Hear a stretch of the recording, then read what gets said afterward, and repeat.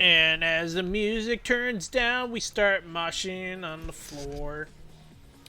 Hello, everybody. Hello. Finally got the cat ears back because the old ones that I had on, they actually fell off. So I had to buy some new ones. Hello. I'm glad to see that we have people in here and everybody is just checking out the stream, so I really do appreciate that. Even if you're just lurking, that always means a lot to me.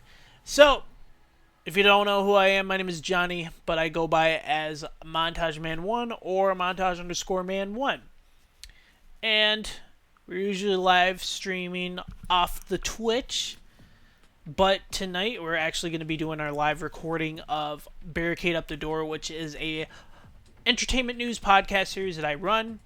We talk about stuff that is portraying to the entertainment business, and we just read articles off online. Majority has been off of comicbook.com. We're not sponsored by them. I just want to mention that, but we do like reading a lot of articles from that source. But before we actually get into this wonderful, wonderful episode, I would like to do my intros before we do that. So first off, if you're wondering who created that wonderful music that you were just listening to, their name is Dr. Witch Doctor. So check out his music. His information's right there in the Twitch chat. Once again, like I said, it's all off of Twitch Chat TV. So right there, check it out. And check out his live streams off of Twitch as well. Go give that man some support. As well as that, I do have a friend. His name is Tom. He goes by as Crazy Goji. He also creates music similar to Doc's, which is EDM. So check out his music off of his Bandcamp right there. I always support your favorite creators. And I would like to get into my second little intro. If you guys like listening to podcast series, I got a couple for you guys to listen to. First one is called Barricade Up the Door, which is what we will be doing today. Yes, yes, yes. It is an entertainment news podcast series, like I mentioned before. So, yeah, there's that. And then the second one that I would like to mention is called Queso Anyways, which is done and hosted by Mike and Dave, who talk about anything of everything. But while they do so, they like to try some cheeses as they're doing that stuff. So, check out those podcast series on Anchor.fm, brought to you by Spotify. And the last thing I would like to mention before we get into this wonderful episode is please, please support your favorite content creators. Doesn't matter what they do, but always support them. Either big or small, always support them. Make sure that they always know that their work is getting out to the public. So, we're going to get into this episode right now. I had to take a sip of water.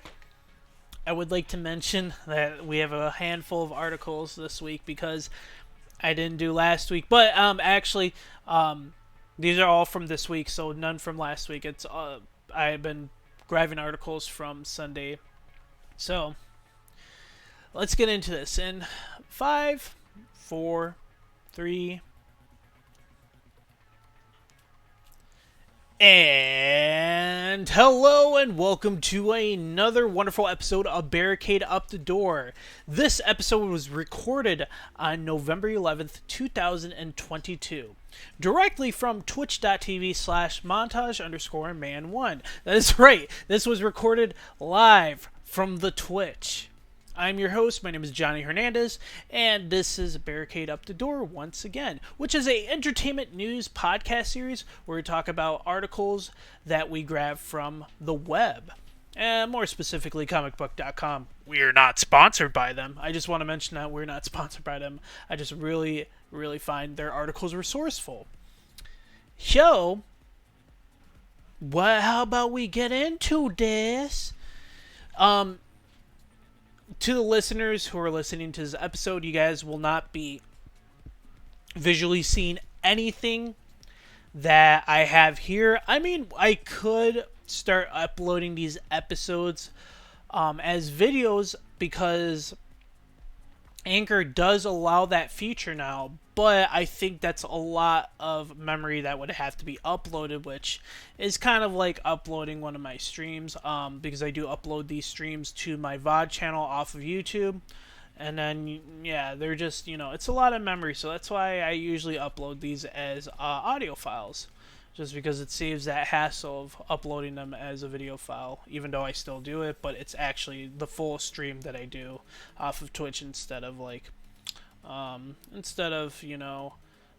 the episode itself. So, we got a few articles here, quite a few, to be more realistic. We got about 22. We got quite a few articles. I'm surprised they are all sitting in this wonderful browser page. You guys, listeners, you guys won't be able to see this. If you would like to see it, go back and watch the VOD or be here when I record these episodes. That's the only way you can see this stuff. So there's a lot of stuff that's happened this week. I'll be completely honest. There was a couple of deaths to major, not just actors but comedian as well. That was very heart-wrenching for a lot of people. A lot of people grew up to those, to that actor, and to, as well as the comedian themselves. So, and I would like to mention, each hour of the stream. This is to the viewers of Twitch. Each hour of the stream, we do hit about 2 minutes of ads at each hour mark of the stream. So, just be warned. I just want to mention that right now. But yeah, this episode is titled "Where to Check Out the Holiday Flixs, Evan SEXIEST MAN, and FIFA ending EA partnership."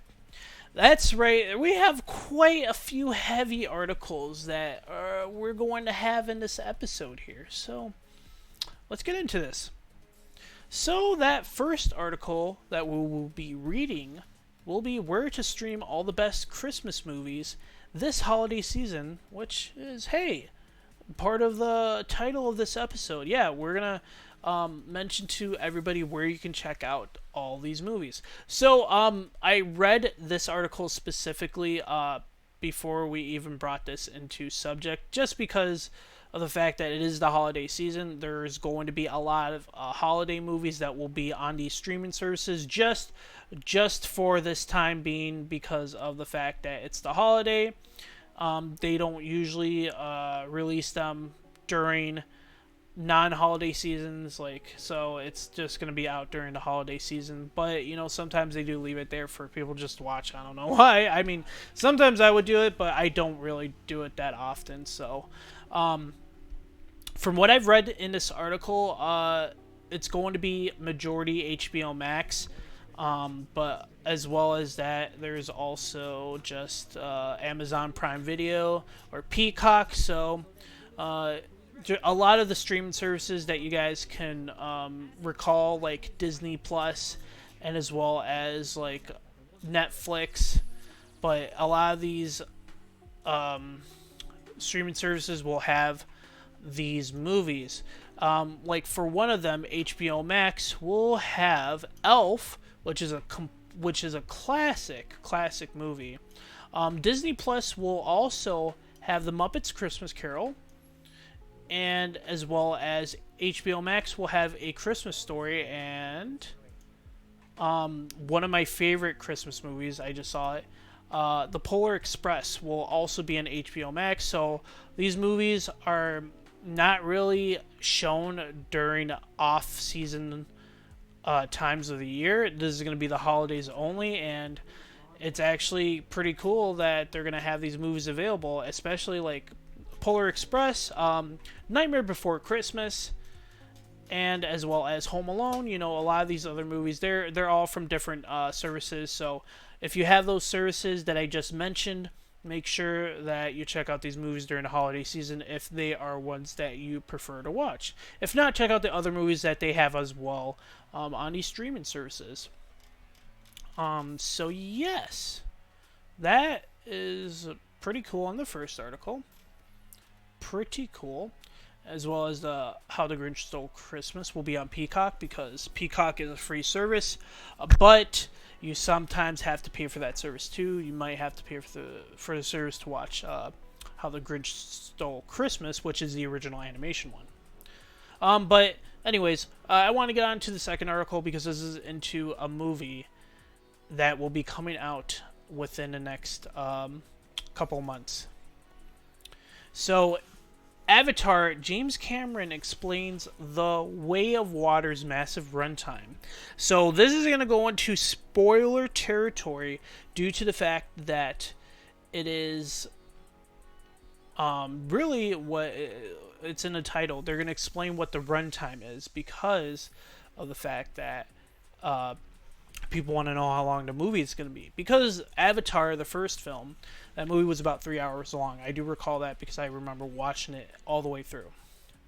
But let's get into this article a little bit more because I actually did not read this to really give myself and as well as listeners and readers as well insight of how long this movie is going to be.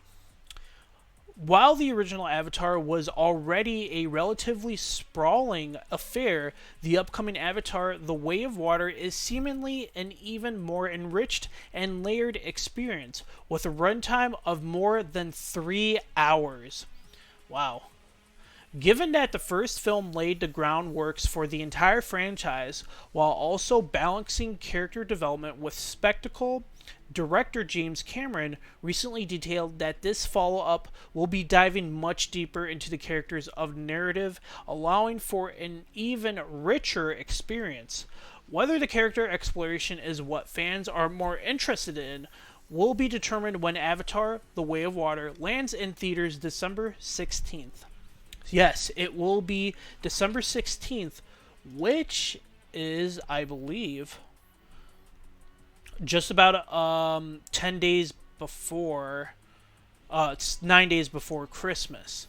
So this movie is going to be a huge hit for theaters and for box offices because this is the sequel to Avatar. And the fact that he says this is going to be more than 3 hours long makes it even more interesting because we already know the characters but not fully, and there's also going to be from the looks of the trailers that I already watched the trailer, there's going to be new characters and a new storyline that will be brought into this film, which is going to make the lore a little bit cooler. So this was a very interesting thing that I heard about. AMC Theaters and Zoom teaming up for a strange collaboration. That's right. So the two companies are going to collab. Don't know how, but we're going to read about that real quickly and give you more insight of why they're going to be doing this collab. Excuse me. As if to give us a brief pause in what the fuck Twitter news, there is a new report stating that AMC Theaters has announced a partnership with Zoom for a new business venture. I'm believing it's supposed to be Venue that will supposedly begin in 2023. Yeah, that does say venture. Okay. The proposed plan would see AMC theaters venues across the U.S., 17 locations to start, working with Zoom to facilitate conference calls between small, medium, and large size groups in different locations. Basically, it sounds like AMC is going to rent out theaters as spaces for business meetings and conferences. AMC will reportedly provide food and beverage services for these business events, as well as possible special movie viewing events and personal concierges to help meet clients' needs. User will reportedly get to book Zoom rooms online at their preferred theater in 3-hour blocks of time for between 75 and 150 seats. Events can be broadcast across multiple markets at once, although costs for the service has not been revealed. So the fact that it's going to be 75 to 150 seats, they're going to provide food and beverages for the service of renting out these venues. And next to that, streaming quality, which means that's going to be another charge, which that's going to be a lot of money. Realistically, they can charge whatever amount they want with AMC and Zoom, but I don't think they're going to do it drastically. It's possible that they can at least reach high amounts, because they can kind of make the pricing a little bit different than what a normal ticket would be for a viewer of a film, or just like a customer. That's what I wanted to say, a customer for a film, and as well as like kind of add in like concession prices. So after that, you'd see a huge chunk, like $30 maybe at the most, $40 at the most, for a customer going to the movie theater by themselves. Like $40 a pop for each person, but I don't think they would overcharge that much for each person, because they want to make a business and they also want to make customers happy. So I don't think they would go that beyond. There's a lot of math and a lot of equations that would go into figuring out what they want to price for renting out venues like that. I think it's a cool idea, but still, the fact that they would do like business meetings and stuff at a movie theater, I think that's cool and all, but it's a bit weird. It is a bit weird for some reason. I don't know why. Alright, next article. Chris Pratt's Garfield movie adds Ted Lasso and Saturday Night Live stars to cast. This is all new to me. I had no idea what was going on about this. This is the first time I'm hearing about Garfield movie happening, especially with Chris Pratt. I don't know if he's directing it or if he's going to star in this movie. But it looks like he's going to star in the movie. Yep, that is correct. So, after lending his voice to Mario on the big screen next year, Chris Pratt will be moving on to another iconic character in 2024. There's a new Garfield movie on the way, and Pratt is set to voice the lasagna-loving feline. He'll be joined by an absolute all-star cast, now, which includes a couple of TV's most popular comedic stars, hailing from Ted Lasso and Saturday Night Live. According to Deadline, Brett Goldstein and Bowen Yang have joined the cast of Alcon Entertainment and Sony's animated Garfield movie. Goldstein stars in Ted Lasso as Roy Kent, in addition to his roles as a writer and producer on the show. Yang has been breakout star of Saturday Night Live over the past couple of years. Both actors have been nominated for Best Supporting Actor in a Comedy Series Emmy for the past 2 years, with Goldstein taking home both trophies. At this time, it is still unknown who Goldstein and Yang will be playing in the upcoming Garfield movie. So that's cool. There's a lot of all-star actors. It's very similar when it comes to movies like this, when they're bringing animation to live adaptation. So far it says they have Samuel L. Jackson, Nicholas Hoult, Hannah Waddingham, Cecily Strong. My apologies, and Ving Rhames. I don't know who Cecily Strong or Ving Rhames is. I know who Nicholas Hoult and Samuel L. Jackson is. Hannah Waddingham, I don't remember who that is. But Chris Pratt is supposed to be Garfield. This is the first time I'm hearing about this. With them producing a new Garfield movie, I'm very surprised about this. I just hope it's not like, kind of like a downfall with previous movies. But I mean, a lot of this stuff has been getting better as time has gone on, so that's a good thing. The next article is The Santa Clauses, cast date, and everything to know. This is also new to me because I just saw this and I was like, whoa. Tim Allen is going to play as Santa Claus again? Okay. Well, let's see what's going on then. What it says here, Santa Claus is coming to Disney Plus. Tim Allen's Santa returns into Santa Clauses. The hotly anticipated original limited series streaming this holiday season. Nearly 30 years after Scott Calvin Allen, played by Tim Allen, first put on the suit becoming the jolly big guy in the 1994's The Santa Claus, returning to town in 2002's The Santa Claus 2, and in 2006, The Santa Claus 3, The Escape Clause. Scott is on the brink of his 65th birthday and seeking his Santa replacement. For the good of Christmas, for the good of the family, I, Santa Claus, have decided to retire, Scott Santa says in the trailer before beginning a life south of the North Pole. So, this...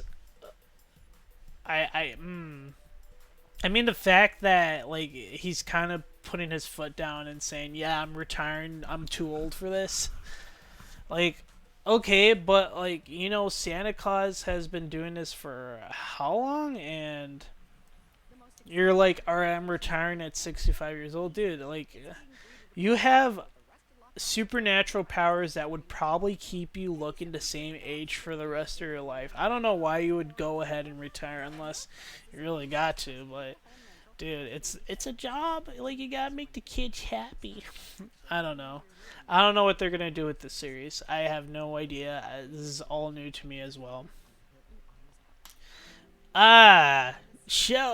Chris Evans named People's Sexiest Man Alive. I don't know why. Like, I don't know. I gotta read this. I gotta know more about this. Chris Evans is the sexiest man alive. Don't take our word for it. The actor won the coveted award from People magazine as the outlet revealed late Monday night. Evans' big win serves as the cover story for this week's issue, making it the third straight year a star of the Marvel Cinematic Universe won the award. Ant-Man lead Paul Rudd won the 2021 award, while Black Panther's Michael B. Jordan won Sexiest Man Alive in 2020. That is true because Paul Rudd was last year. I do recall that, but the fact that I knew I wasn't dreaming when I heard they named him Sexiest Man Alive again. I was like, wasn't he already nominated as it before? And yeah, it shows it here that he was nominated that. I don't think there's gonna be anything else like for him to really, I don't know, just really go like, yeah, I'm sexiest man. Like, I don't know. It's whatever. I don't really care about that. I don't care about this article, honestly. Like, I'll be completely honest. I didn't care about it. I brought it because maybe it was interesting. So, as I mentioned before, there has been a couple deaths. One of them was Leslie Phillips. The other was Mulliger. Mulliger died as well. I'm apologize if that's not how you pronounce the last name. He died as well. But Leslie Phillips, Harry Potter and Carry On actor, dies at 98. British actor Leslie Phillips, star of the Harry Potter and Carry On movies, has died at the age of 98. Deadline confirmed with Phillips' agent Jonathan Lloyd that the actor passed away peacefully in his sleep on Monday afternoon, struggling with an undisclosed illness. Phillips voiced the magical sorting hat that helped place students in one of the four schoolhouses at Hogwarts in Harry Potter and the Philosopher's Stone, Harry Potter and the Chamber of Secrets, and Harry Potter and the Deathly Hallows Part 2. As for the Carry On British comedy franchise, he appeared in 1959's Carry On Nurse as Jack Bell and Carry On Teacher as Alistair Grigg, 1960's Carry On Constable as PC Tom Potter, and 1992's Carry On Columbus as King Ferdinand. Yep. Born April 20th, 1924, Leslie Phillips started his stage career in the 1930s, first playing as Wolf in Peter Pan before being promoted to the role of John Napoleon Darling. His first film credit came in the musical comedy Lassie from Lancashire, with his big acting break occurring in Les Girls alongside Gene Kelly. Along with voicing the iconic sorting hat in the Harry Potter movies, Phillips also provided voice work in 1998's The Orgasm Ray Gun. He also is known for catchphrases Ding Dong, Hello, and I Say from the Carry On franchise. That's awesome. That's why this man is so iconic. Yeah, the fact that he started in the 1930s, man, that's such an early stage. But I mean, a lot of these actors and actresses have started in their early years, just to get where they are. So I mean, the fact that this happened is just normal. I don't know why I'm taking it as like a huge thing, but it's normal for them. Yeah, but how about we carry on with the next article?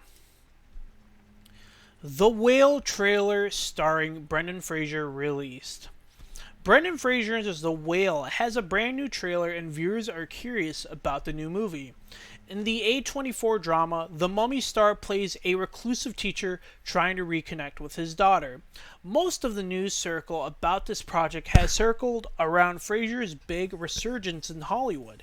It looks like he'll be in line for some awards season love for this drama as well. But it hasn't come out without its share of controversy.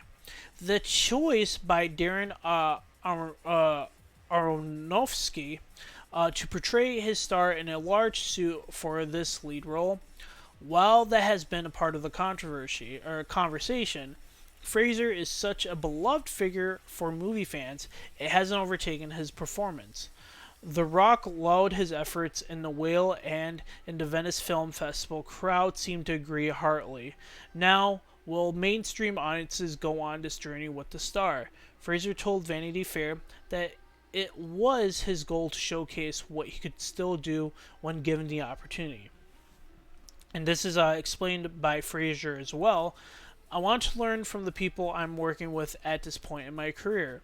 I've had such a variety, a lot of highs, and lows. So what I'm keen for in the second half of my time doing this is to feel like I'm contributing to the craft and I'm learning from it. This is a prime opportunity. I wanted to disappear into it. My hope was that I would become unrecognizable. Dang, dude, that's pretty deep. That is really deep. I do like that. That's a really good way for Fraser to talk about what he wanted to do. And that's honestly, that sounds like that sounds like Fraser, honestly. Brendan Fraser. It sounds like him. Yep. Indeed it does. Show. God of War Ragnarok has come. And they explain to us how long the game is, actually. Like, how long it's to take to complete this absolute beast of a game. Because, a lot of people are loving the game right now. I haven't played it, but maybe maybe when it comes out to PC. I still gotta play God of War anyways. After years of anticipation, God of War Ragnarok is finally set to launch this week across PlayStation 5 and PlayStation 4 platforms. If you're someone who is looking to pick up the game for yourself in the coming day, you might be wondering just how long it takes to see through the sequel's story. And while the length depends on your own playstyle, the average completion time should be in the same neighborhood for most. During my own time with God of War Ragnarok, it took me close to 30 hours to roll credits after completing the main story. This length didn't only include playing through all the primary story missions, but also a number of various side quests.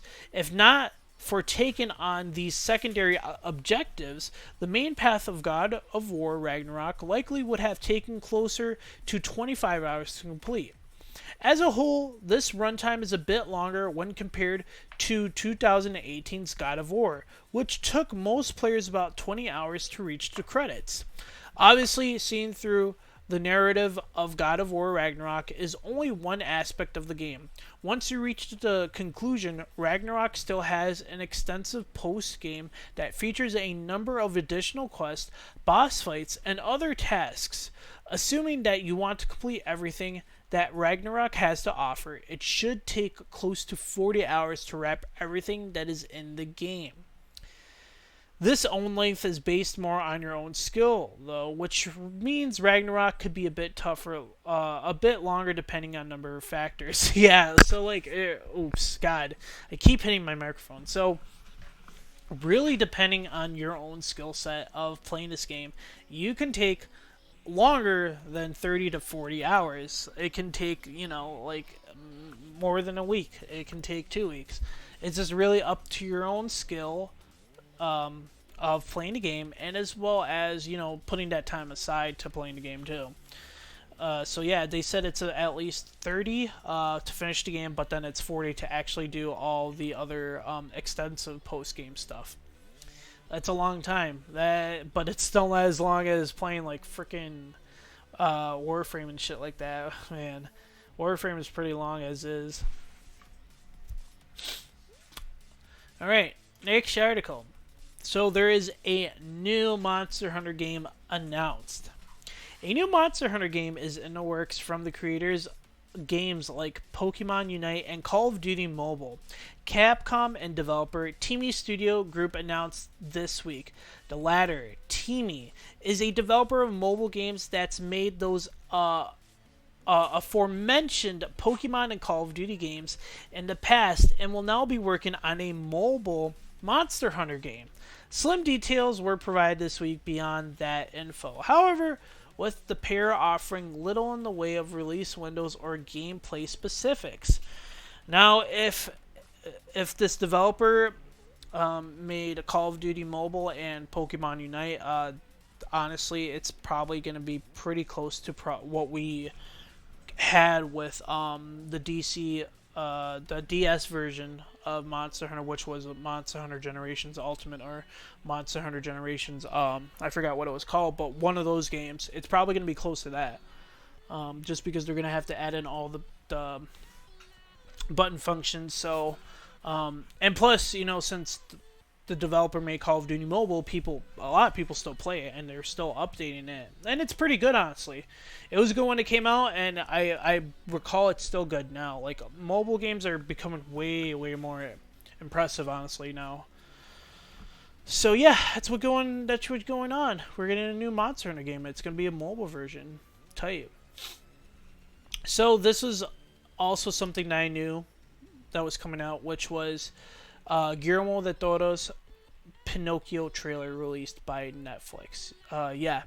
So, he is making his adaptation of Pinocchio. Guillermo, so this is not going to be like the animation or live adaptation. This is all claymation, stop motion animation, which absolutely blows my mind. And I believe it is coming out pretty soon, because there is a release date but I don't remember when it was supposed to come out. I know it's very, very soon. I believe it's either... No, okay, so it is going to be December 9th, so it is next month. Let me explain a little bit more about this. Filmmaker Guillermo del Toro has been wowing audiences for decades with his seemingly endless amounts of creativity, and following his many Oscar wins for The Shape of Water, has only grown busier, which includes developing an all-new Pinocchio for Netflix. While many audiences might be familiar with the tale, Del Toro is sure to put his own stamp on the iconic adventure, and also marks the filmmaker delving into a new realm as he's using stop-motion animation to tell the feature-length story. Having previously utilized this medium for the Troll Hunters TV series to help realize his vision, Del Toro enlisted Mark Gustafson to serve as his co-director. You can check out the official trailer for Guillermo del Toro's Pinocchio below before it lands in select theaters this month and on Netflix on December 9th. So they are releasing it before in selected theaters, but they are releasing it afterwards to Netflix December 9th. So Netflix has a new movie, Pinocchio, created by Guillermo del Toro, which honestly, such a phenomenal film director, maker. He is amazing. I've seen everything from Pan's Labyrinth to The Shape of Water, and with him also doing Hellboy, like, he's done a lot of great films. And I honestly, from like the small snippets, I haven't even seen the trailer. I've only seen the snippets that they released recently, before they actually released the official trailer. This movie looks really well done. I am very, very impressed, and I should be, because of how he does movies and how he directs them. Like, it's chef's kissy. So there is a new PS5 controller, and it has been revealed to the public. PlayStation 5 owners will soon have another DualSense controller alternative now that Razer has revealed its newest controller, the Razer Wolverine V2 Pro. It's licensed by PlayStation and is insisted to be used with either the PlayStation 5 or PC platforms, and it boasts quite a few features and the potential of customization, which at glance makes it look like it's a worthy contender in the premium PlayStation controller space. So they did show a video of it, actually, of showing it. It looks like a beefed up Xbox controller. Not gonna lie, because they did make the Xbox controller, but I'm not gonna say anything else. I got nothing else to say. But yeah, it says thumbsticks can be swapped in and out based on people wanting to use taller or shorter ones, or concave or convex are included, a feature which has become standardized when it comes to these sorts of controllers. The Razer Wolverine V2 Pro features hair triggers too, with stops that users can engage to reduce the travel distance whenever you're playing something like an FPS or another game that calls for quick actions. So they customized this controller to its limits, which is cool. But I'm not going to say anything else, because it does look like something very similar that I've seen before. Yeah, I'm not going to say nothing else. This was a huge deal when I first heard about this, and I had no ideas about this either. FIFA reveals controversial new partnerships following end of EA partnership. This is something I had no idea about. After a public split with Electronic Arts, which is EA, the FIFA organization has started to announce several new gaming partnerships to tie in with the World Cup. I forgot how this was pronounced, this specific country. My dad mentioned it, and I mentioned it too. Qatar, 2022. As a result, soccer fans can expect a portfolio of new future-focused Web 3.0 games to entertain and engage a wider group of fans. According to the press release from FIFA's website, the partnerships represent an effort to grow in new digital spaces. There will be 4 of these gaming integrations in total, with an emphasis on the metaverse and blockchain technology. These new ventures include Altered State Machine, AI League, FIFA World Cup Qatar 2022 edition, Upland Me FIFA World Cup Qatar 2002, in the Upland Metaverse, Matchday Challenge FIFA World Cup Qatar 2022 edition, and I can't pronounce that. Gate GTL FIFA World Cup Qatar 2022 on GTL. Readers interested in learning more about these games can go do so right here. All in all, it's an interesting group. Concepts like blockchain and the metaverse have been controversial with gamers, and it's hard to say what kind of interest FIFA fans will have in any of these gaming experiences. FIFA president Gianni Infantino hinted at these types of collaborations back in May, when the organization released a press release about its plans following the split with EA. These types of experiences are not meant to take place of an actual FIFA series. However, the same press release also indicated that the organization plans to move ahead with FIFA 2024 under a different developer. Yeah, I had no idea that they split with EA. That's why I was like, what? I was like, they're actually splitting with EA? I was like, damn, that's crazy. Like, they've been making games for years with EA. I don't know why they would have to make the decision to split with EA. I don't know. But they just had to. Where to watch a Charlie Brown Thanksgiving this year? So, as people didn't know, they're not going to stream a Charlie Brown Thanksgiving on ABC this year. They have stated it, and it is stated on this article that they're not going to stream it. They're not going to broadcast it to ABC, which honestly sucks because that's how I usually watch it. But I have other ways of watching this. But what they quoted was that there's another way you can check it out instead of watching on ABC. You can check it out on Apple TV. Apple TV, you can check it out, and that will be the only time they will stream not just a Charlie Brown Thanksgiving, but a Charlie Brown Christmas is also, it will also be the same. But they didn't state if they were not going to show a Charlie Brown Christmas on ABC this year. It is only a Charlie Brown Thanksgiving that will not be broadcasted to ABC or PBS this year, which still sucks because a lot of people, like, not gonna lie, broadcasting like cable TV and stuff like that, people don't use cable TV, but that's a national broadcasting channel, so people still have that, and I still have it. I can still use it, and it just sucks I won't be able to watch it that way. It's okay, I got my other ways. Screw that.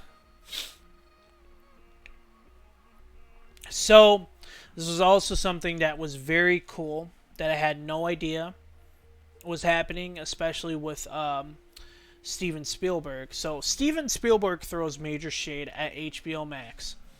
Director Steven Spielberg is throwing major shade at HBO Max and other streaming services. So, that is very, very, very interesting. I kind of read this a little bit, but not too much. Over the way he views their mistreatment of filmmakers, Spielberg gets frank in a new interview with the New York Times, in which he goes off about how the industry reacted to the COVID pandemic of 2020 by pushing theatrical releases to streaming, which may have, and irreversibly change the entire movie industry forward, forever going forward. Well, yeah, I mean, okay, I could see why he's throwing shade because, like, dude, like, don't you understand that it's a major pandemic? They had to do this in order to keep people safe. That's not good because now you're going to stir a lot of people away just because of that statement you said, Mr. Spielberg. Oh, jeez. Oh, here's a statement from him as well. The pandemic created an opportunity for streaming platforms to raise their subscriptions to record-breaking levels and also throw some of my best filmmaker friends under the bus as their movies were unceremoniously not given theatrical releases. Spielberg said in the interview, they were paid off and the films were suddenly relegated to, in this case, HBO Max. The case I'm talking about, and then everything started to change. Okay, that I didn't know. I mean, if there's stuff that the streaming services... Well, I mean, okay, I understand that because they were raising their services, like their pricing and stuff, which is absolutely ridiculous. That is very understandable. But with the whole fact of the pandemic that was going on, you can't really do a lot of stuff like that because there's the potential of getting not just others sick but yourself sick. So like, you can't do that. I mean, this is a very controversial article. Well, not the article, but the statement and why he's throwing shade at HBO Max. That is very controversial. That is a very controversial thing to happen just because of the fact of like, hey, I'm blaming this on COVID. Like, dude, that's all right. It's kind of pushing it, my good sir. That's a very heavy thing. There's more in, if you want to continue reading any of these articles, by all means, I will have these articles listed in the episode description for you guys to check each of them out individually. And I do have them numbered because of the way that we recorded this episode, so don't worry about that. This next one is Kaiju number 8 debut slick live action trailer. Watch. Kaiju number 8 will be making its official anime adaptation debut sometime in the near future, but the series has gotten a cool live action makeover with a special new promo for the series. Naoya Matsumoto's original manga series has been one of the more popular series, picking up steam from Shueisha's Jump Plus app in recent years, and that's going to explode even more when the manga gets its own anime adaptation.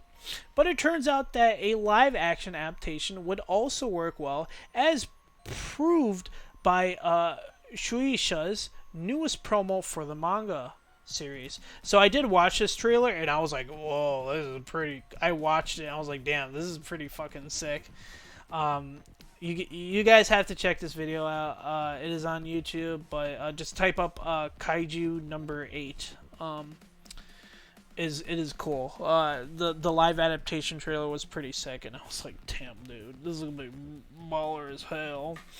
This is a short article, but it's really cool. I definitely would check this out. So, this is something that caught me off guard. I was like, what the hell? Never before seen test footage? But this isn't just any footage. This was from Guillermo del Toro's At the Mountains of Madness. This was a film that he was going to produce that was created, the story was created by H.P. Lovecraft, which was the original title, At the Mountains of Madness. The fact that he was going to produce this H.P. Lovecraft film would have been absolutely awesome. I gotta read this a little bit more for you guys to understand. As fans of Oscar-winning filmmaker Guillermo del Toro know, One of his many passion projects that hasn't come to fruition is an adaptation of the H.P. Lovecraft story At the Mountains of Madness. The Hellboy and Nightmare Alley director has been trying to get the film off the ground for a long time, and now has offered fans just a taste of what might have been. Taking to Instagram, the Toro shared an early CGI test reel done by none other than Lucasfilm's Industrial Light and Magic, showing off a scene of the movie and one of its bizarre monsters. Oh my god, dude.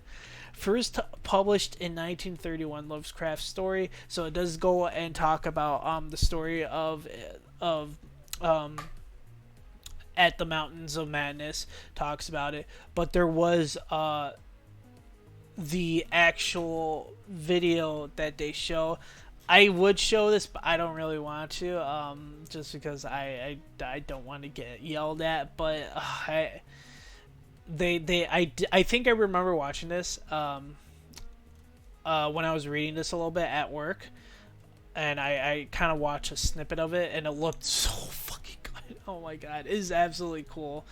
The fact that he can do this is sad because, like, oh man, dude's so great at making movies, and if he would have done this, man, he would have made this story come more to life, honestly.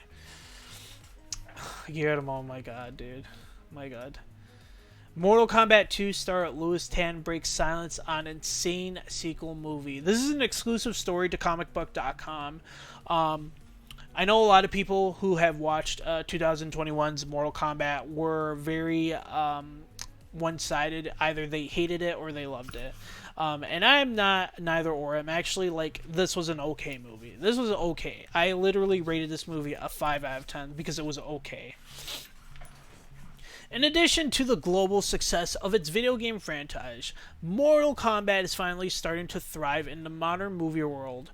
New Line Cinema's live-action reboot of the franchise debuted in the spring of 2021 and quickly became one of the most successful films from Warner Brothers' Project Popcorn experiment and simultaneously releasing movies in theaters and on HBO Max. As fans of the games know, Mortal Kombat definitely did not adapt all of its source materials in a single sitting. With a sequel officially in the works, while speaking to comicbook.com's Brandon Davis at the recent Box Lunch Holiday Gala benefiting Feeding America, Cole Young actress Louis Tan teased how work is going on the sequel amid the recent Warner Bros. Discovery merger, and teased that he's been training his ass off for the new film, which is absolutely an insane statement from one of the actors who played as Cole Young, which was a new character in the franchise, but just the movie franchise, not the game franchise, because I don't think they would want to bring him, not gonna lie. He's literally a Power Ranger Scorpion. That's what our friend fucking Baby called him. Dude, it's just like, yeah, and a lot of people who have seen this did not like it. My friend Tyler hated this movie. He absolutely hated it. He said this was an absolute disgrace to the franchise. He said the original Mortal Kombat film was better than this movie. And I was like, wow, that is a huge statement. And I was like, and I liked the original Mortal Kombat, but the fact that he said the original is way better than this piece of garbage is, well, okay. Alright. Cool. There's more about this article. It talks about like what's going to happen in Mortal Kombat 2, and I actually think this is going to be the actual Mortal Kombat, because what they did in this, I gotta mute myself for a moment. I'll be right back.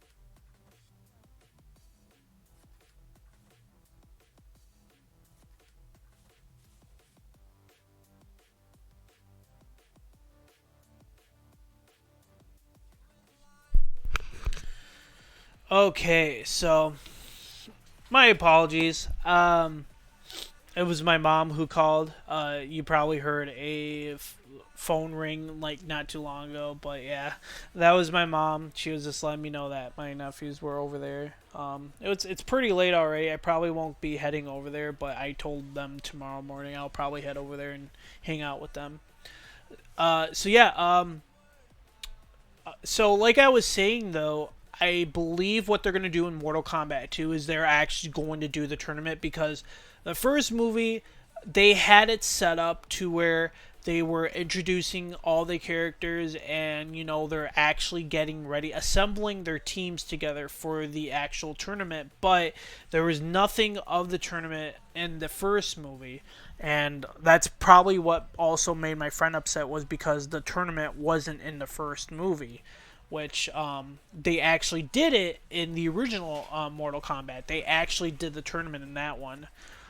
That probably is another reason why he was upset about it. But there's some stuff that also made it not in the favors of the actual fans of Mortal Kombat. So I do agree with both. So that's what I think they're going to be doing with Mortal Kombat 2. But there also is a written statement about it. Of what's probably going to happen, but this is like, just what could possibly happen. It's not what's actually going to happen. So yeah, let's get into the next article. So they finally dropped the first trailer for John Wick Chapter 4. The wait for the fourth John Wick movie has been quite long due to some pandemic-related delays, but the next chapter in the Keanu Reeves franchise is finally being released in March of 2023. The first look at John Wick Chapter 4 was revealed in August, and fans have been eager to see some footage. Today, fans finally got their wish when Lionsgate officially released a trailer for the movie. Needlessly to say, the trailer has gotten us extra excited to return to the franchise-wide world of underground assassins. So, it's supposed to be released in March. There's a statement saying, 2023. I was thinking about something else, which I did not pull up an article for it, but they finally announced. This is a small thing that I just want to mention. They finally announced the title for Godzilla vs. Kong 2. It is actually titled Godzilla and Kong, and it's supposed to be releasing in 2024. There is no other information of the official date of releasement, but the title of the film will be Godzilla and Kong, and it will be released in 2024. So that's it for that, and that's it for John Wick Chapter 4 official trailer. Now, we're going to talk about next free Epic Games Store game reportedly revealed. So, there is going to be a game that's going to be free for a limited time. And not just any game, but it's going to be Evil Dead, the game. This is an Evil Dead adaptation of the series, which will be available for free to play for a limited time, and it will be starting the free to play on November 17th, and where it remain free for a week alongside another game, Dark Deity. So it is going to be available to play for free from the 17th to probably the 23rd. They said it's going to be available for a week, so I think the 23rd will be the last date. It doesn't say specifically what date it will be done, but it's going to be a week, which kind of, at least make it free for people to buy, because then people would actually play it. I have it. I haven't played it in a while, though. I actually will need to play it again, because I did enjoy the hell out of that game. But yeah, it will be available for 1 week, starting the 17th.